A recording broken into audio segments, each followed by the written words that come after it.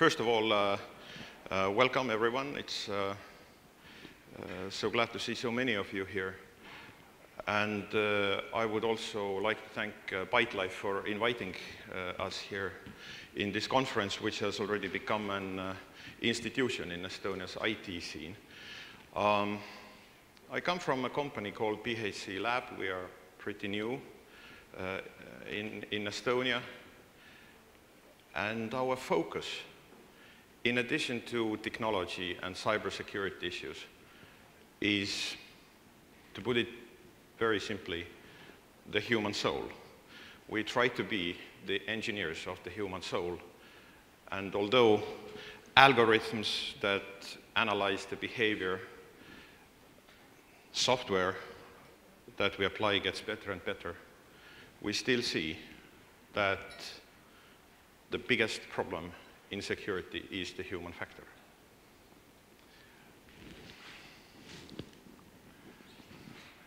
How did we get here? I want to take you back to high school mandatory reading, William Golding's Lord of the Flies. I don't know if you have read this book and remember it. It was a band of boys that suffered a shipwreck and found themselves in a deserted island. And it's a sort of a model of human society and the behavior of what humans do when they try to live together and arrange their lives. And what they do tends to be always sort of self-destructive. What drives us to this self-destructive mindset? What is it is the focus of my today's presentation. And the question, how did we find ourselves here?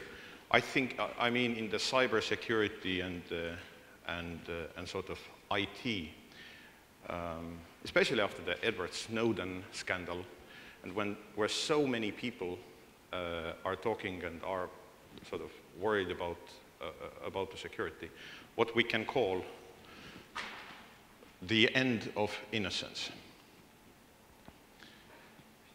And let's take a look at the darkness of the man's heart. There's always one story that I tell when I make those presentations, and I really apologize to people who have heard this many times, but I keep talking about it. I choose this picture because I'm absolutely obsessed by this situation and development in history. It could be anything else. It could be the huge statues in Rapa Nui. It could be the decision of the Spanish king to send out a huge armada against the enemy that he possibly couldn't win. It could be the Irish tree cutters who at some point decided to cut down all the trees in Ireland. But I choose the gates of Troy. The citizens of Troy at some point found a wooden horse parked in front of their gates. And they had to take a decision whether to let it in or to keep it out. It was a wartime. It was planted there by Greeks. And what did they do? Of course, everybody knows what happened. They put the issue at the national vote. They thought it was a gift of apology by Greeks, and they let it in. What makes the tragedy of Troy so much bigger, I think, is that they had the right decision in front of them. It was put forward by Lauri, a Trojan priest, who said, beware Greeks bearing gifts. Don't let it in. It's some sort of ruse. And what happened is what happened is that because they applied a wrong decision-making framework, having a right decision in front of him, they chose wrong, they chose tragedy. And by the way, Trojans still suffer from this because the Trojan application that we sometimes find, what we sometimes find in our systems is still called Trojan application. It should be called, by the way, Greek application. It's sort of the final revenge by the Greeks. So I call these factors that drive us to those sort of self-destructive mode sometimes, the Lacan dilemmas, or the Lacan drivers. Here is the Estonian context, and always when we talk about the Estonian IT story, we start with a picture of the old town, and we ask why the old town is so beautiful in Tallinn. It's beautiful because Tallinn was a poor city. We didn't have money to develop it, to tear down the ugly old buildings and build it as nice as, let's say, Riga or something else. So sometimes it's the lack of resources that drives our mindset. Another thing that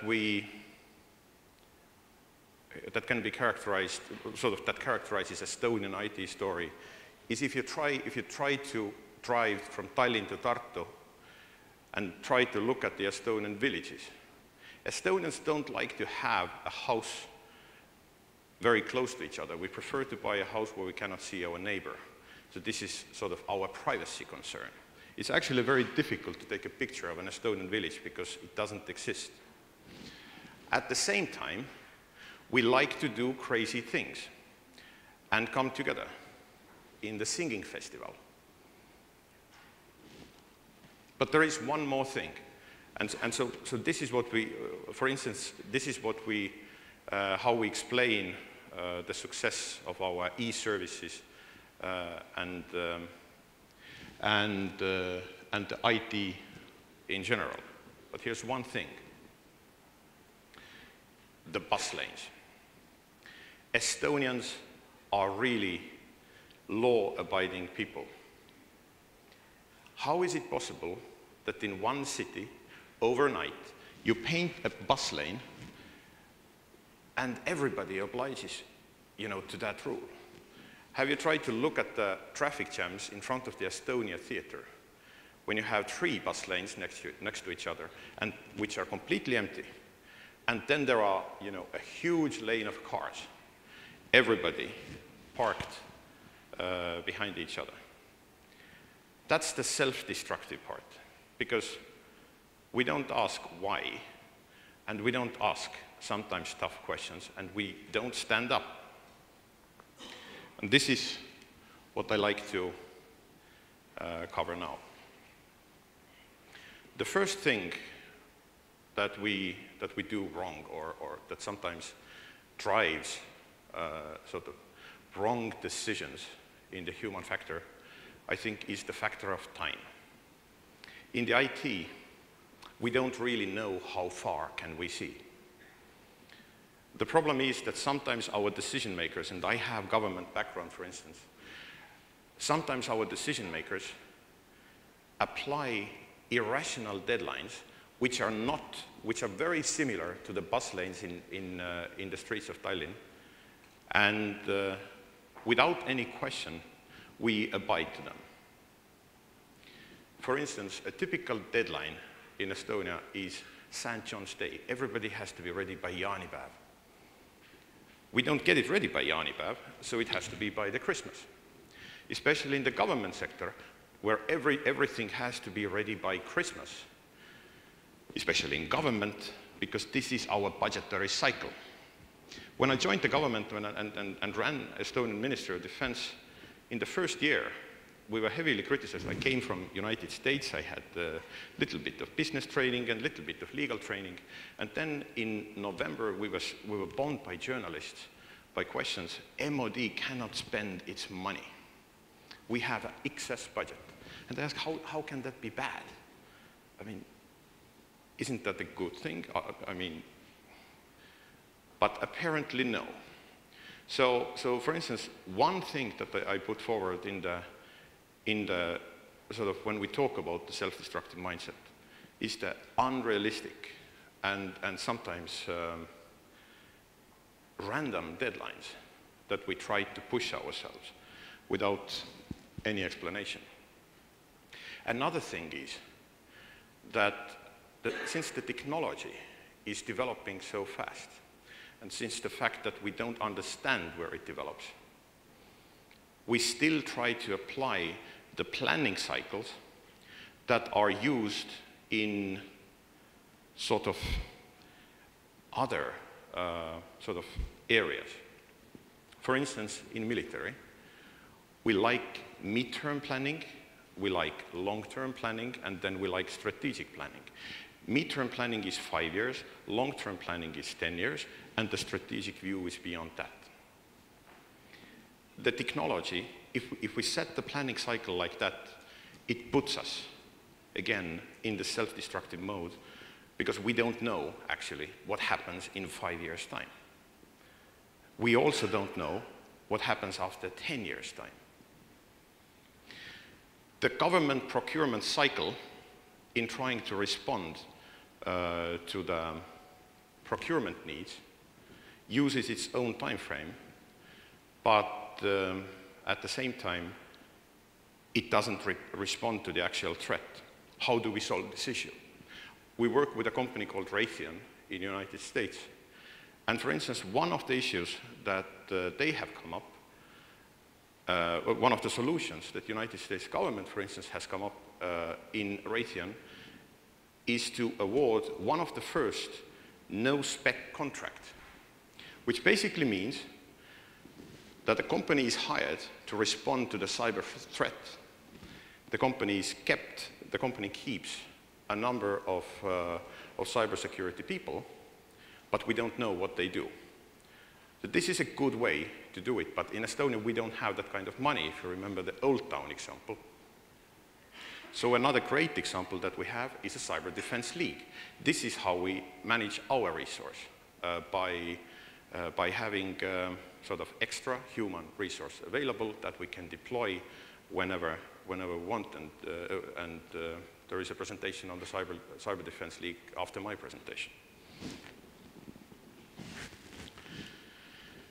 Another thing is the issue of transparency. We like to classify everything, and we like to tell that everything is extremely confidential. But when we do that, we forget sometimes the basic things, and sometimes we sort of get into a mode that drives us to really sort of destructive decisions. What do I mean by that? When putting a secret stamp on something, a document or technology becomes basically unusable. When classifying a security event, it doesn't build trust. It actually breaches trust. Francis Maud, UK Minister for IT, asked me once, how is it possible that after 2007 attacks, which were really embarrassing against Estonia, Estonian e-services boomed? And our answer was that probably because we declassified as much information about that as possible, so that we were actually able to share the problem instead of, hiding it away. This is one of the issues. Another issue that we face here is that the two parties that need to provide solution cannot talk to each other. I mean by this the strategic decision makers on one end and the technology side on the other end. This is, by the way, that we do in our company. We try to provide a sort of interface, a translation between top management and technical side, which is, I think, extremely, extremely necessary.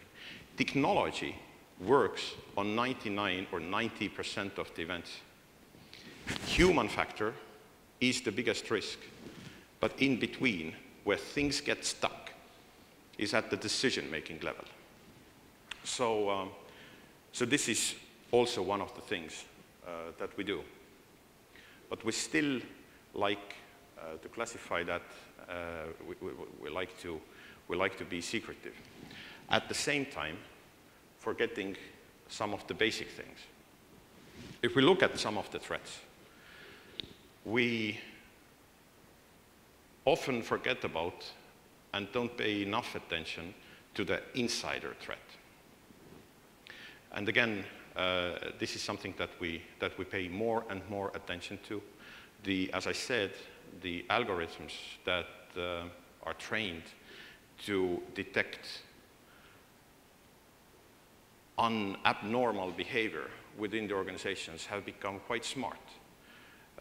They have become quite inexpensive, and their use has been much more widespread. But it's staggering that in all this culture of trying to keep things confidential, we forget that sometimes we forget the possible sort of human problem within us. Another thing is the supply chain management. There are so much microchip whenever we look around that can be manipulated and cause problem. But it's again another staggering thing that I believe we don't pay enough attention to those problems. The contracts with our suppliers don't provide for going back and tracing the supply chain. Sometimes we don't even realize that the attack has occurred, which is of cyber nature. A friend from FBI told me that the perfect cyber attack against the United States would be to manipulate a microchip within washing machines that could be put in all the new buildings in the United States so that on one day, all at the same time, they catch fire.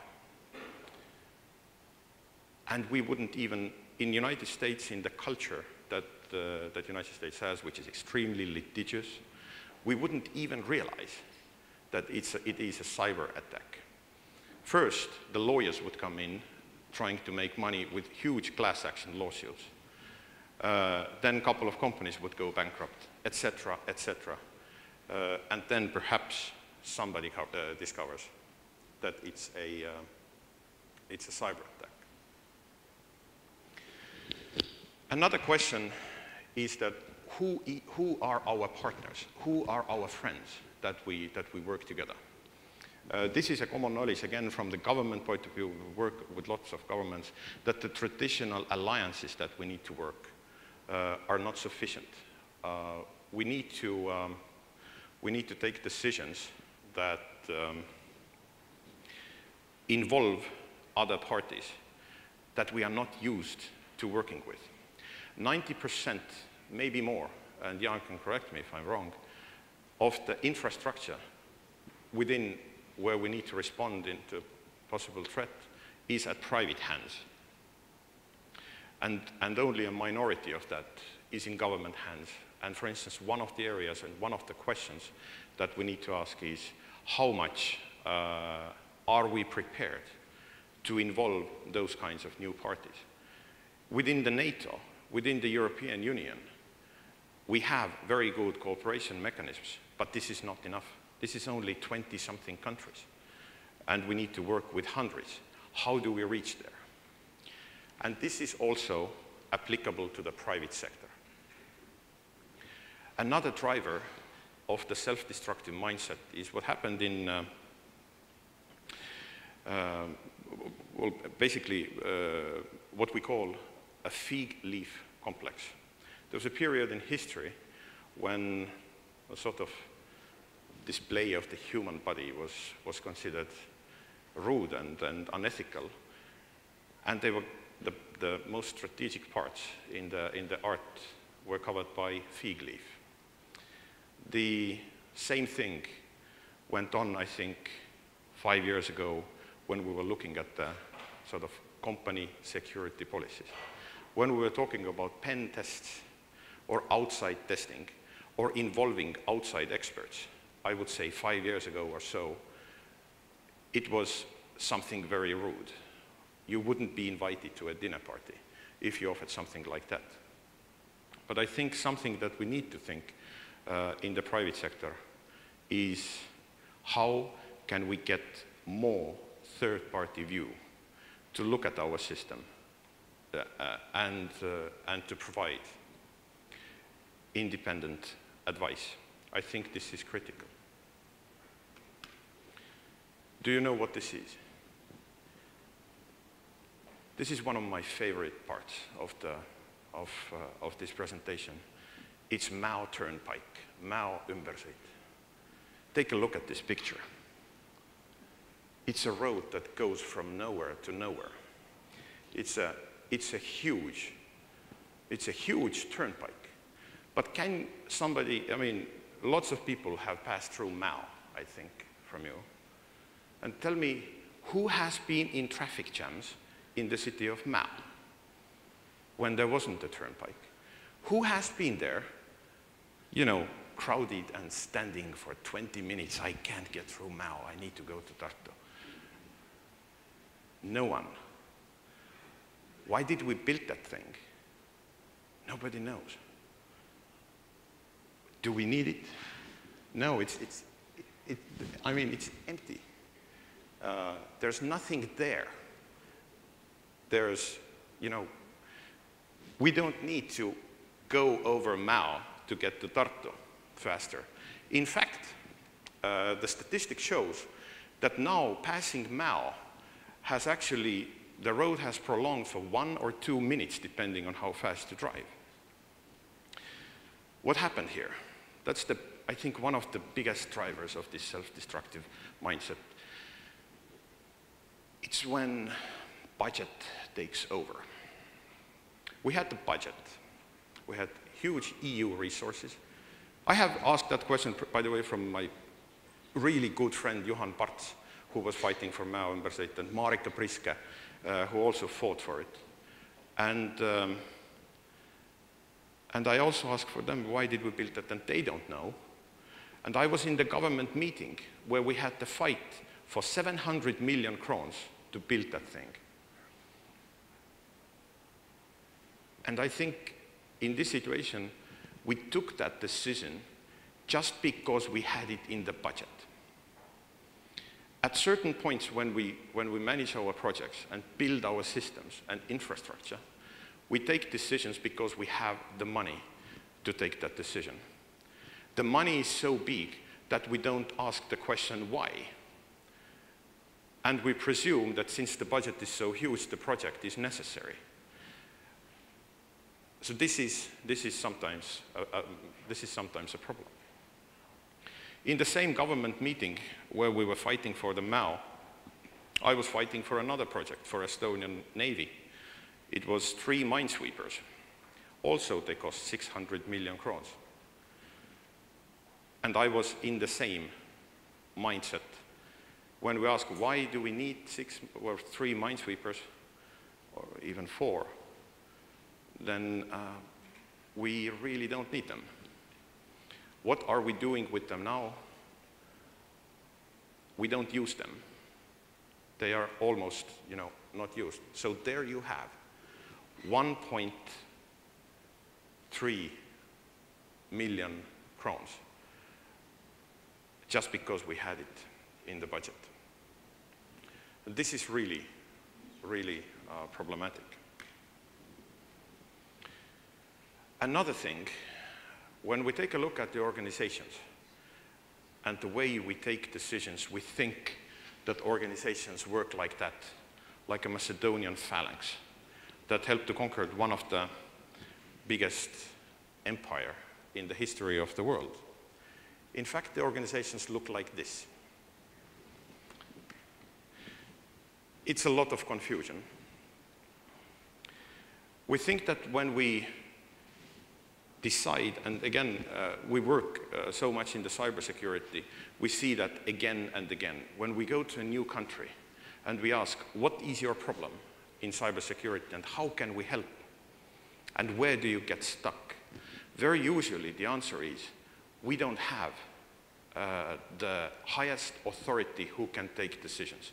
We don't have the central coordinating authority. In the United States, it was called the Cyber Tsar. The problem is not to find the highest authority. At least this is what we believe. The problem is to find within this confusion the lowest common denominator, the lowest link on which we can build in another similar organization that is in the similar motion a good working horizontal cooperation network. So I think this is something absolutely critical. So it takes us here to the final sort of part of the presentation. I started with the Lord of the Flies and the end of innocence and the Edward Snowden and all those problems. And why do we have this? We have the problems because we let the bad guys behave like they were in a candy shop.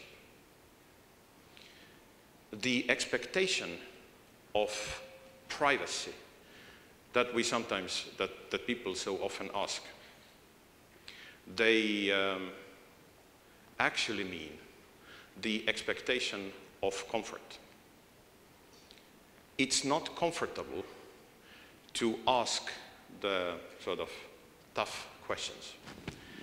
It's not comfortable to tell the truth and declassify things and share information. It's not comfortable to find those authorities at the lowest level and feel and trust them. It's better to try to control things from above. It's actually very inconvenient to work internationally within sort of complicated process, within applying very complex processes, trying to cope with different cultures. And it's very uncomfortable to question and to try to, spend and plan the proper amount of money. It's always better to throw a stack of dollars at the problem. So I think that's what takes us in the candy store, that where the bad guys can actually rule. How do we get out, and what we propose? We think, at least in the BHC laboratory, that we don't understand actually the problem fully, and we don't know the answers fully. So what we really recommend is trying to build the interface between the strategic decision makers and the technical side by doing more exercises. Security exercises, decision-making exercises, I think this is the time when we really need to pay attention, and this is the beginning for starting to ask those questions, why? We need to involve people at the top level, at the really top level, and put in front of them complex technical issues, complex technical solutions and tell them, technology works. You need to take the decisions. How do we get there? And we need to find the model how to actually measure those decisions, give proper feedback, and analyze the weak points. It's very, very, very complex, and there is a philosophical difference, and we have had an argument with various representatives of government and with various representatives in company on the sort of on solving the crisis. Some say that let's not look at the IT problems and cyber from a different point of view. They are fundamentally the same as, for instance, problems in other crisis management sectors and in other crisis areas. I still say that they are fundamentally different. The fundamental difference comes from the time. As I said, we don't understand the concept of time, and it is very, very different. The difference comes from the culture of confidentiality, and I think we don't do enough to overcome that. I believe we still struggle from opening our systems up and involving the partners that we need to involve. I believe we still have a problem of finding the right decision-making frameworks, and I think we still have a problem of planning a proper amount of resources. So with that, I would like to open up to perhaps some questions and have a discussion, as we have, I think, 5 minutes or so. Please.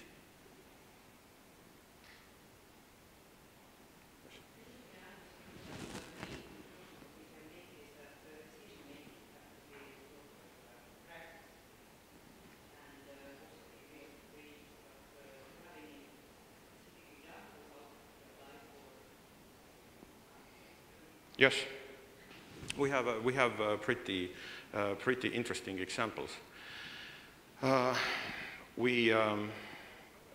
The most recent exercise that we had was yesterday. It was in one of the companies, but one of the exercises that we had at the country level was 2 weeks ago in Portugal. And what we do normally when we carry out those exercises is we separate two various groups in the same exact setup, and then we put forward to them questions that they need to take decisions. It's pretty well visualized, so we can actually show on the picture where decisions were sort of similar, where they were different, so it pretty easily points out various problems. And there are a couple of good examples that we test.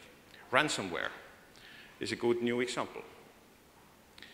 A company's database, actually we tested a government authority's database has suffered a ransomware attack. The issue is, do you pay? One of the working groups say, and again, this is the problem that doesn't occur in other fields, and you really need to coach the decision makers that this may happen. The first reaction is, this cannot happen. This is a random, very fancy technological scenario that you have just come up with. We say, no, this is from the real life. 2 weeks ago, in one of the United States police stations, a database was captured. And they had to take a decision whether to pay $750 to the bad guys or not. FBI decision, don't pay. Police made a decision, look at the FBI information, and they said, we're going to pay anyway. So what do you do with those people? So this is, for instance, one of the events in the scenario. Another event in the scenario that we put forward, and again, decisions go one way and another, and again, people don't understand the implications and the technology. One of the examples, for instance, whether to use a kinetic attack, whether to send a missile to a known source, confirmed by intelligence human sources, against a person who has mounted an algorithmic distributed denial of service attack against all critical e-services. Do you do that? If you have the information, can you do that? Again, this is a situation that you need to rehearse and play through. One of the working groups said, no, we don't do that. Another working group said, yes, we comfortably can shoot that person out of this world. Another problem, you are going to attack a city in a military scenario. You need to take it over. And you have two options, whether to use kinetic attack or whether to use a cyber attack. Under the law of armed conflict, the use of cyber attack would be much more effective in the sense that it brings less collateral damage. Are you, by the application of the law of armed conflict, obliged to use a cyber attack? This is something that is interesting. Another interesting question for us, for instance, that brings us to the confidentiality part. We have at our possession a zero-day attack capability, several of them. In the confidentiality mode that we are in government, we say that we don't do that. It's very hush-hush. When we have an international customers and we go to a lot of trade shows, that comes to us and says, we have in another country a website that recruits suicide terrorists, and we would like to buy that zero-day attack to take that down. It would be a sovereign operation on our side, and we actually could save a couple of lives. Then we would need to go and ask permission for the expert of that technology at the Estonian Ministry of Foreign Affairs Strategic Expert Committee. The problem is, we also export sometimes technology that is, you know, in boxes and does things that actually doesn't affect anyone, for which we have a sort of slot in the strategic expert committee's documentation. But since we have classified so much of it, since we have classified the fact that we are involved in issues like that, we even don't have a form to actually agree to export it. So we don't export it. But it would actually, I think it would actually be better if we would be talking in a more relaxed way. Why I believe that? I think it's better and I think it's safer. Because in the trade shows where we are, there are countries to whom I wouldn't sell, let's not talk about 0 days. I wouldn't be selling them a baseball bat. But in those shows, I'm sure there are companies who those questions, do you have a 0-day or another offensive capability that we can buy, answer comfortably yes. And that's why I think, for instance, when we declassify things, when we talk about technology more comfortably, when we think about scenarios, what might happen, it actually makes us safer and puts us in a more comfortable position. Thank you. And this is thank you in Chinese for those who were here without our knowledge.